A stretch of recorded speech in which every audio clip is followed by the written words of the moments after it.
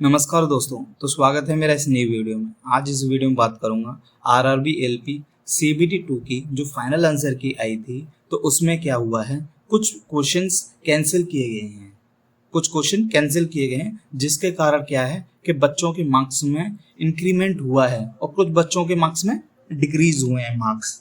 अब वह सभी कंडीशन में इस वीडियो में डिस्कस करूंगा कैसे कौन सी कंडीशन हो सकती है जिसमें बच्चों के क्वेश्चन इग्नोर के कारण डिक्रीज हुए हैं और कुछ बच्चों के इंक्रीज हुआ है। यहाँ पर जो मैंने डाटा लिया है वो मैंने अपनी आंसर की का लिया है। जहाँ पर आप देख सकते हो जो फर्स्ट आंसर की जो आई थी एग्जाम के बाद जो आंसर की आई थी, ये वो डाटा है। जो मेरा एग्जाम हुआ था वो 2 मई को हुआ था, फर्स्ट मीटिंग में हुआ था। मेरी उस मीटिंग में जो कैंसल क्वेश्चन किए गए वो नंबर ऑफ क्वेश्चन 6 हैं। यानी कि जो एग्जाम हुआ था वो 2 मई को हुआ था और 6 मई को हुआ था, यानी 6 मई को हुआ था। सभी शिफ्टों में कुछ ना कुछ क्वेश्चंस एक कैंसिल किए गए हैं part A and part B में।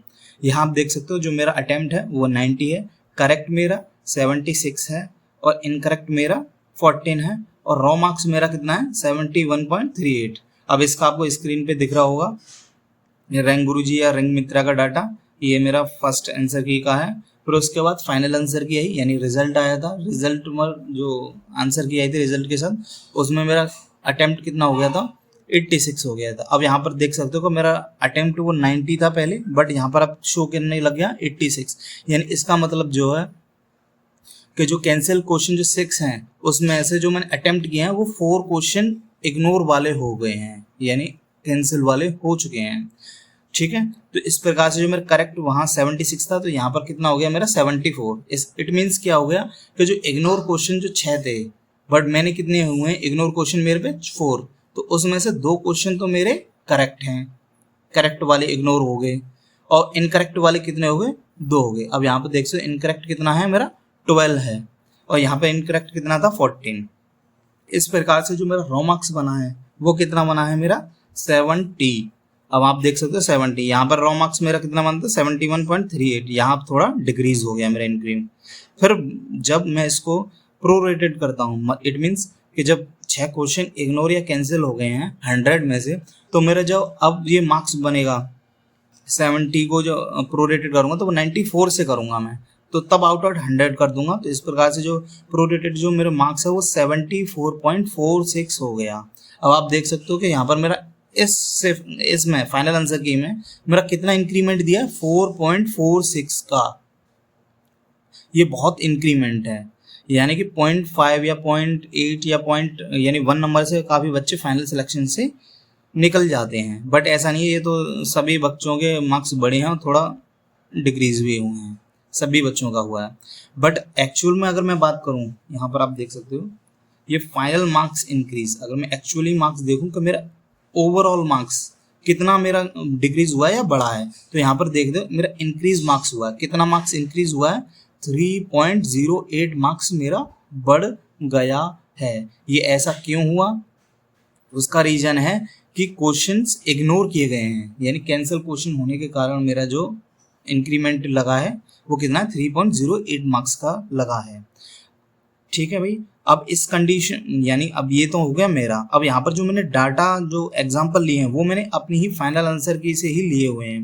फिर उसके बाद मैंने एनालिसिस, फिर मैंने कंपैरिजन किया अपनी फर्स्ट शिफ्ट से, यानी फर्स्ट शिफ्ट नहीं, जो एग्जाम के बाद जो आंसर की आई थी, जो मेरे रॉ स्कोर जो बनना है 71.38, फिर उसको मैंने माइनस करके देखा कि मैंने कंडीशनों में कि मेरा कितना इंक्रीमेंट हुआ है। अब यहाँ पर जो मैंने कंडीशन ले रखी हैं वो 3 कंडीशन ले रखी हैं। फर्स्ट कंडीशन में मैंने क्या लिया है कि जो कैंसल क्वेश्चन किए गए हैं वो सपोज कीजिए वो मेरे करेक्ट वाले होते, तब मेरा क्या स्कोर रहता, ये फर्स्ट कंडीशन है। सेकंड कंडीशन ये है कि जो कैंसल जो क्वेश्चन है वो सपोजली वो या फिर अनफॉर्चुनेटली वो मेरे इनकरेक्ट क्वेश्चन होते, तब मेरा स्कोर क्या रहता। या थर्ड कंडीशन में ये लिया कि जो कैंसिल क्वेश्चन है वो ना तो मेरे करेक्ट हो और ना ही मेरा इनकरेक्ट हो, तब मेरा मार्क्स पर कितना फर्क पड़ता है, वो कंडीशन। यानी मैं 3 कंडीशन लिए हैं। अब ये 4th कंडीशन आप मेरी यही देख सकते हो, ये मिक्स कंडीशन हो गई, यानी जो इग्नोर क्वेश्चन या कैंसिल क्वेश्चन है वो करेक्ट वाले भी हैं और इनकरेक्ट वाले। ये मेरी 4th कंडीशन जो मैंने आपको समझा दिया। अब फर्स्ट कंडीशन पे मैं चलता हूँ। फर्स्ट कंडीशन ठीक है, अब यहाँ देख सकते हो फर्स्ट कंडीशन में व्हेन द इग्नोर या फिर cancel question are the correct, यानी जो कैंसल क्वेश्चन किए हैं वो एक्चुअल में अगर मेरे करेक्ट होते तब मेरा स्कोर क्या रहता वो आप देख लीजिए। सेम वही डाटा है मेरा, अटेम्प्ट मेरे 86 है, इनकरेक्ट मेरे 12 है और करेक्ट मेरे 74 है। इस प्रकार से जो मेरा रॉ मार्क्स बनना है इसके अकॉर्डिंग वो 70 बन रहा है। अब यहाँ पर मैंने क्वेश्चन लिए हैं, यानी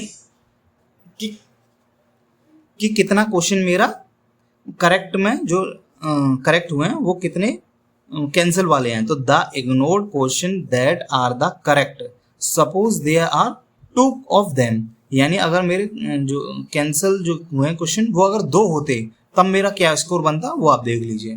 करेक्ट मेरे अब कितने हो गए 72, पहले कितना था 74 था, अब हो जाएगा, यानी करेक्ट के 2 हैं तो अब 72 हो जाएगा, बट मेरे इनकरेक्ट उतने ही रहेंगे। तो इस प्रकार से जो मेरा रॉ मार्क्स बनेगा, यानी कि इसका अगर मैं नेगेटिव मार्किंग निकाल दूं तो मेरा जो रॉ मार्क्स बनेगा वो 68 बनेगा, 68। अब मैं 68 को प्रोरेटेड कर दूंगा तो मेरा जो मार्क्स है वो 72.34 बनेगा। कितना बनेगा 72.34 बनेगा, यानी इसमें मेरा जो यानी इस आंसर की में मेरा कितना इंक्रीमेंट हो गया 4, यानी प्लस 4.34 का इंक्रीमेंट मुझे मिल गया, मार्क्स बढ़ गए मुझे। बट अगर मैं एक्चुअल में बात करूं तो एक्चुअल में जो मेरी पहली आंसर की थी और अब मेरा कितना बन गया है, एक्चुअल में मेरा कितनी इंक्रीमेंट हुआ वो हुआ है मेरा प्लस 0.96 है। ये एक्चुअल मतलब कि जो मेरी पहली आंसर की में जो 71 बना था ना, 71.38 बना था, जब इसको मैं इसमें से माइनस कर दूंगा तो मेरा इंक्रीमेंट कितना मिला 96 बना, यानी 0.96 मार्क्स बना, बहुत कम बना है। ठीक है, फिर एक और कंडीशन मैंने अब सॉरी यहाँ आप देख सकते हैं ये शो नहीं किया होगा, तो यहाँ पर ये 72.34 में से अगर मैं 71.38 घटा दूंगा, ये मेरी फर्स्ट आंसर की का मार्क्स है, रॉ मार्क्स है, तो घटाऊंगा तो एक्चुअल में जो मेरा इंक्रीमेंट होगा वो 0.36 मार्क्स का होगा। अब यहाँ पर मैंने कंडीशन में ही अगर मैंने जो क्वेश्चन करेक्ट वाले हैं वो अगर 4 होते, जो करेक्ट वाले हैं जो कैंसल क्वेश्चन वो अगर 4 होते तब क्या रहता मेरा मार्क्स, ठीक है, प्रोरेटेड मार्क्स। तो करेक्ट अब मैंने यहाँ पर कितना कर लिया है 70 हो गया, मेरा पहला 74 था, 74 में से अगर 4 मेरा निकल जाएगा तो 70 बनेगा रॉ मार्क्स, और मेरा इनकरेक्ट उतना ही है 12, नेगेटिव मार्किंग माइनस करके जो मेरा रॉ मार्क्स बनेगा वो 66 बनेगा, और जब मैं इसको प्रोरेटेड कर दूंगा तो कितना बन जाएगा 70.21, यानी इसमें जो इंक्रीमेंट हुआ वो कितना हुआ 4.21 का इस शिफ्ट का। बट एक्चुअल में अगर मैं बात करूँ तो मेरा कितना इंक्रीमेंट या डिक्रीज हुआ है तो वो हुआ है -1.46। अब आप देख सकते हो ऐसे बच्चे होंगे, काफी बच्चे होंगे जिसका क्या है मार्क्स घटे होंगे, यानी कि इसका रीजन ये हो सकता है कि जो करेक्ट जो क्वेश्चन है वो कैंसिल हो गए हों, उस बच्चे के जो करेक्ट उसने क्वेश्चन किए हैं 4 या 5 जो भी हैं 2-3 वो अगर कैंसिल हो गए हैं तो उसका एक्चुअल में जो मार्क्स हैं वो घट गए होंगे। अब जैसे इस मैंने 4 ले लिया है तो उसका -1.6 माइनस घट गया, ऐसे ही कंसीडर में 6 भी ले सकता हूँ, उससे और माइनस हो जाता, तो वो एक रेयर कंडीशन है, कुछ ही बच्चों का ऐसा हो सकता है, 1-2 या कुछ बच्चों का 1-2% का ही हो सकता है जिसके 6 क्वेश्चन करेक्ट वाले कैंसिल हुए हों, बट ऐसा पॉसिबल नहीं हो सकता। ठीक है, अब नेक्स्ट चलता हूँ मैं, यानी कि सेकंड कंडीशन।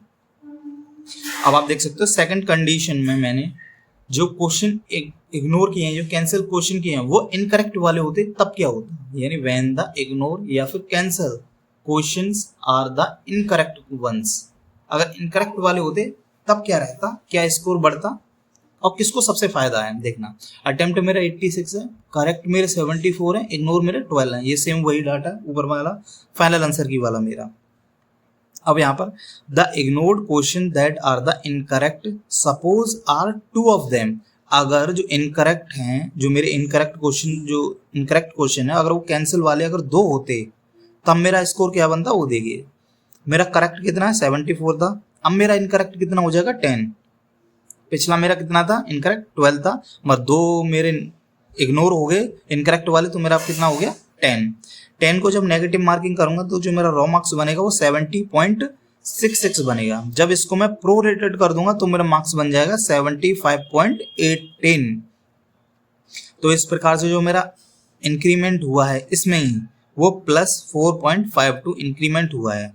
अगर बात करूं मैं एक्चुअल की, एक्चुअल मेरा इंक्रीमेंट कितना हुआ है तो 3.80 का। अब आप देख सकते हो कितना इंक्रीमेंट हो चुका है। यानी अगर मेरी नज़र में सबसे ज़्यादा फायदा किसको मिला है, जिसके जो कैंसल क्वेश्चन हुए हैं वो इनकरेक्ट वाले होते, उसको सबसे ज़्यादा फायदा मिला 3.80 का। ठीक है, सॉरी यहाँ पर आपको देखना, अब देखेगा कितना मिलेगा, कंसीडर 3.80 का उसे फायदा मिलेगा। अगर यही सी प्रकार से मैं कंसीडर अगर 4 कर लूँ, इनकरेक्ट वाले जो क्वेश्चन कैंसिल किए हैं वो अगर 4 होते तब क्या होता, तो इनकरेक्ट इस हिसाब से कितना हो जाएगा, 8 हो जाएगा, करेक्ट कितना हो जाएगा, 74 हो जाएगा।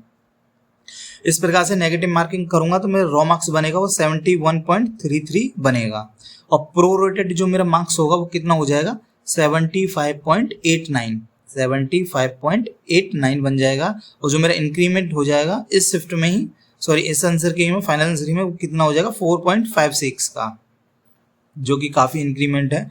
बट इस प्रकार से अगर मैं एक्चुअल देखूं, जो मेरी पहली आंसर की थी और अब आई आंसर की, और उसमें 4 क्वेश्चन मेरे इनकरेक्ट वाले कैंसिल हो गए, तो इस प्रकार से जो मेरा इंक्रीमेंट हुआ वो 4.51 का हुआ है, जो कि बहुत बहुत बहुत इंक्रीमेंट है 4.51 का। ठीक है, तो यानी कि जो मेरे पहली आंसर की में जो मेरे रॉ मार्क्स कितना बना था, 71.38 मार्क्स का बन रहा था। ठीक है, जब मैं इसको माइनस करूंगा इसमें से तो कितना इंक्रीमेंट बन जाएगा एक्चुअल में मेरा 4.51 का, पहले की तुलना में।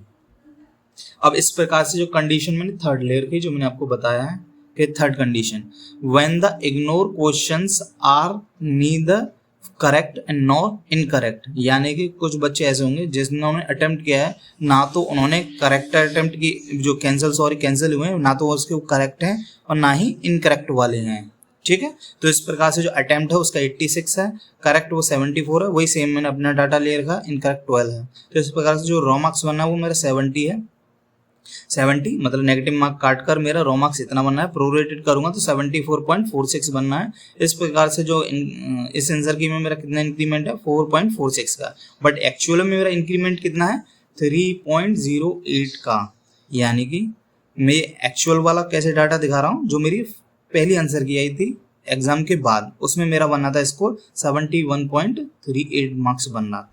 इस प्रकार से 74 में से माइनस करूंगा तो मेरा इंक्रीमेंट 3.08 का बन रहा है।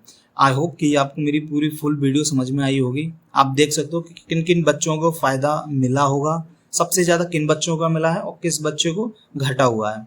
सबसे ज़्यादा फ़ायदा उन बच्चों को मिला है जिसमें जो कैंसिल क्वेश्चन है वो इनकरेक्ट वाले हैं, उन बच्चों को सबसे ज़्यादा फ़ायदा मिला है, और जो करेक्ट वाले कैंसिल हैं उनको कम फायदा मिला है। यानी वो तो एक तरीके से उनके मार्क्स डिक्रीज ही हो गए हैं, घटा ही हुआ है, उन्हें तो बहुत कम मार्क्स हैं। बट ऐसा नहीं होना चाहिए था, केवल मार्क्स सभी के बढ़ने चाहिए थे एक साथ सभी के मार्क्स बढ़ गए, ऐसा नहीं होना चाहिए। केवल उन बच्चों के मार्क्स बढ़ने चाहिए जिसने क्वेश्चंस अटेम्प्ट किए हों, वो कैंसिल वाले, उनको मिलना चाहिए।